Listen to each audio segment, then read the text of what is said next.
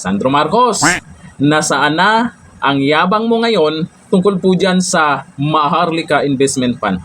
Nasaan na ang 75 billion peto-teto-tet na investment natin dyan sa Maharlika? Bakit nameme ka?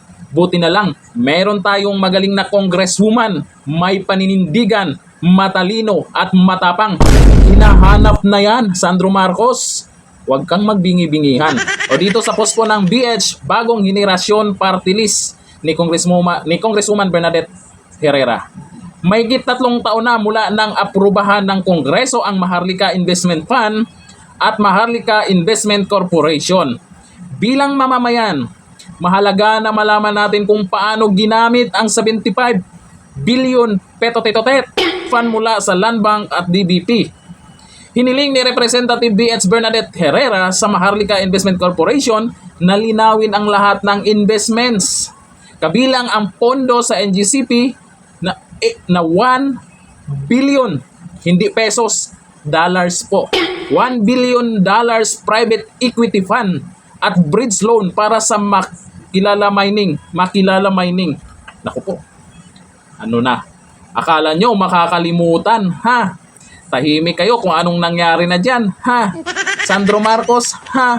Ang noon, nung pipirmahan pa lang yan ni Dunyor, ay alam naming mapipirmahan yan ni Sandro Marcos, Pangulo natin, pipirmahan yan. Kaya naging batas yan. Sa tulong ni Congressman-elect Robert Nasal, titiyakin naming magiging malinaw ito sa taong bayan. Saludo po ako dyan sa mga congressman at lalo na sa kay Congresswoman Bernadette Herrera na ito po ay napag-usapan. Oo nga naman, nasaan na? Kasi kung kami-kami lang magtatanong, ay mukhang hindi napapansin, di ba?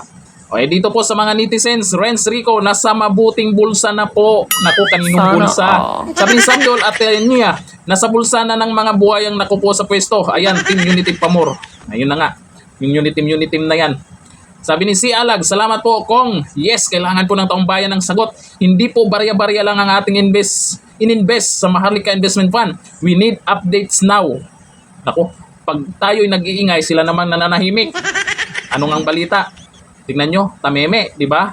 Sabi na LRM, go Kong, salamat at nandyan pa po kayo na handang tugisin yung mga buhaya na yung mabuhay po kayo.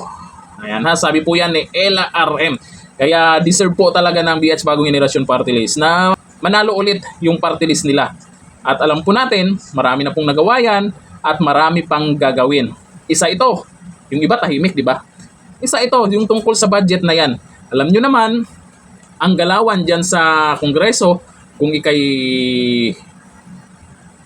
ay mayroong mga, alam nyo naman, yung mga kagaya neto, hinahanap po yung budget, eh dapat huwag nilang pag-initan po itong si Congresswoman kasi naman, ang ginagawa lang po niya kung ano yung boses ng taong bayan, kung ano yung saloobin ng taong bayan, kung ano ang gustong malaman ng taong bayan, kaya lang niya ginagawa ito.